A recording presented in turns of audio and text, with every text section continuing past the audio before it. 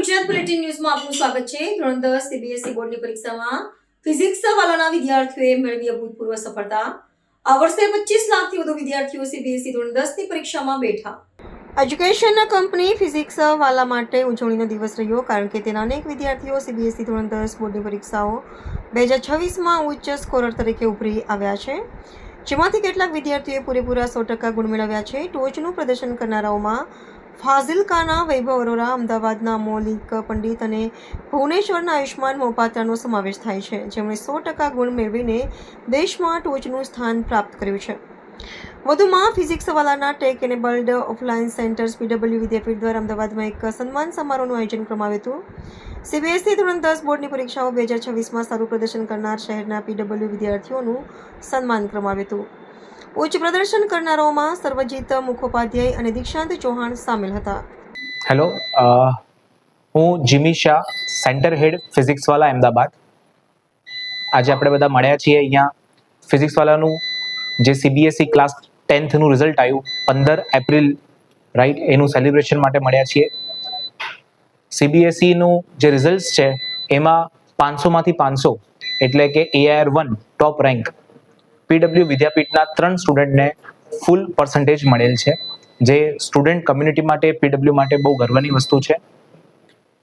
PW વિદ્યાપીઠ એટલે કે PW ફિઝિક્સવાલાનું offline vertical એ base છે SPT² મોડલ પર, જેનો મતલબ છે સ્ટુડન્ટ, પેરેન્ટ, ટીચર અને ટેકનોલોજી। ફિઝિક્સવાલા વિદ્યાપીઠ ટેકનોલોજીને જોડે છે સ્ટુડન્ટ, પેરેન્ટ અને ટીચર્સથી, જેના લીધે મેક્સિમમ બેનિફિટ સ્ટુડન્ટને મળે છે અને એ એના એજ્યુકેશનમાં સારી રીતે પ્રગતિ કરી શકે છે।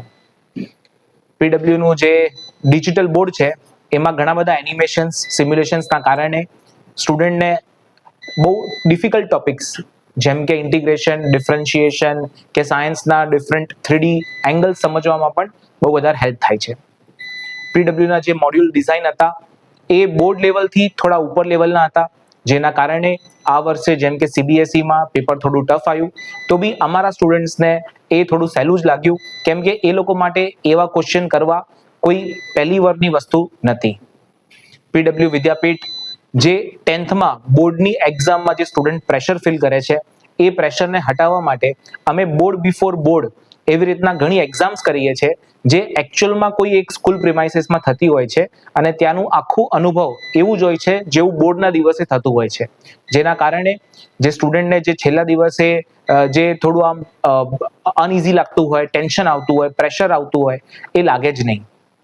એના સાથે સાથે ઓલ ઓવર યર પીડબ્લ્યુના ઘણા બધા ટેસ્ટ હોય છે, જેના કારણે એ લોકોનું જે લેવલ અપગ્રેડ થયા કરે છે અને 10થમાં જ નહીં, એ લોકોને આગળ જેઈ કે નીટમાં પણ ઘણો બધો ફાયદો મળે છે। એના સાથે જ પીડબ્લ્યુમાં જે ટીચર્સ છે એ યુઝ કરે છે ABL kit, activity based learning kit, જેમાં ક્લાસના અંદર જ ઘણા બધા એક્સપેરિમેન્ટ્સ પણ કરવામાં આવે છે, જેના લીધે સ્ટુડન્ટ્સનું જે અન્ડરસ્ટેન્ડિંગ છે એ નેક્સ્ટ લેવલ સુધી પહોંચે છે। એવી રીતના પીડબ્લ્યુ અમદાવાદનો જે એક એમ છે કે અમદાવાદના છોકરાઓ ખાલી અમદાવાદમાં નહીં પણ સ્ટેટ લેવલ અને નેશનલ લેવલ પર પણ જાય અને અમદાવાદ સિટીનું નામ રોશન કરે, એ જ હેતુથી અમે અહીંયા 2022માં ઓપन करेलू હતું। हेलो एवरीवन, मेरा नाम अंजलि है। मैं यहाँ केमिस्ट्री पढ़ाती हूँ और जैसा कि आप लोगों को पता है कि आज कल 10th का रिजल्ट आया था, आज यहाँ सेलिब्रेशन हो रहा है और एज अ फैकल्टी मैं आपको ये बोलना चाहती हूँ कि यहाँ अहमदाबाद का इतना बढ़िया रिजल्ट आया है। आज ही मैंने बच्चों से इंटरेक्ट किया है through phone calls, through messages. वो बोल रहे हैं कि मैम, उनके पेरेंट्स बोल रहे हैं कि हम बहुत सेटिस्फाई हैं इस चीज़ से, तो अब इसी चीज़ को हम सेलिब्रेट कर रहे हैं आज। आपके पास जो स्टूडेंट्स पढ़ते हैं उनमें ऑफलाइन और ऑनलाइन दोनों एज अ फैकल्टी मैं ये सजेस्ट करूँगी, देखिए ऑनलाइन में भी फैकल्टीज़ पढ़ा रही हैं, ऑफलाइन में भी फैकल्टीज़ पढ़ा रही है, बट अगर मैं एक बेसिक डिफरेंस की बात करूँ वो ये है कि ऑफलाइन में ना 1-to-1 इंटरेक्शन होता है फैकल्टी का स्टूडेंट्स के साथ, बट वो ऑनलाइन में पॉसिबल नहीं है। ऑब्वियसली आप लोग जानते हो। ऑफलाइन की मैं बात करूँ, मुझे अपने हर एक बैच के बच्चे के बारे में पता है, चाहे वो मेंटली अगर इन केस उनको कुछ प्रॉब्लम आ रही हो या अकेडमिक रिलेटेड उसको कुछ प्रॉब्लम आ रही हो, तो मैं डायरेक्ट 1-to-1 उससे इंटरेक्शन कर सकती हूँ, उसके पेरेंट्स के थ्रू ये बात पहुँचा सकती हूँ। इवन यहाँ जो डाउट सॉल्व होते हैं आफ्टर क्लास के बाद भी हम उन बच्चों को रोक के रखते हैं। मुझे फॉर एग्जाम्पल एक क्लास चल रही है मेरी और मुझे पता है कि उस बच्चे को सपोज ये टॉपिक समझ में नहीं आया, तो मैं आफ्टर क्लास उस बच्चे को रोकूंगी और उससे उसकी प्रॉब्लम पूछूंगी कि बेटा कहाँ आपको इस सब्जेक्ट में या पर्टिकुलर टॉपिक में प्रॉब्लम हुई है। तो आई थिंक ये जो डिफरेंस है एक बहुत मेजर डिफरेंस है इन ऑफलाइन एंड ऑनलाइन। वहीं डाउट सॉल्विंग की बात करें तो सेम डे आपके डाउट सॉल्व हो जाते हैं, बट ऑनलाइन में क्या होता है ना, बच्चा थोड़ा सा अपना मतलब रख के रखता है, स्टोर करके रखता है डाउट, और एट द लास्ट टाइम वो भूल जाता है सॉल्व करने के लिए। तो आई थिंक ये एक बहुत बड़ा एडवांटेज है जो ऑफलाइन बच्चे में। अभी उनको मैं यही मैसेज देना चाहूंगी कि बच्चे शुरू से ही देखिए, नाइन्थ ही बेस होता है टेंथ का।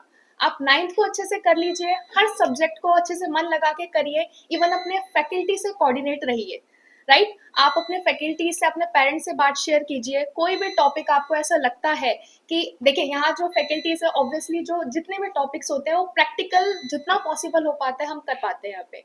और मैं नाइन्थ वाले बच्चों को ये बोलना चाहूंगी कि आप लोगों को ऑब्वियसली अगर सक्सेस देखनी है, आप अपने सीनियर्स को देख रहे हैं, तो डेफिनेटली आपके फैकल्टीज और आपके पेरेंट्स जो गाइड कर रहे हैं, बस उस पाथ को फॉलो करिए, अपने आप पे बिलीव रखिए, सेल्फ कॉन्फिडेंस रखिए, definitely you will achieve success.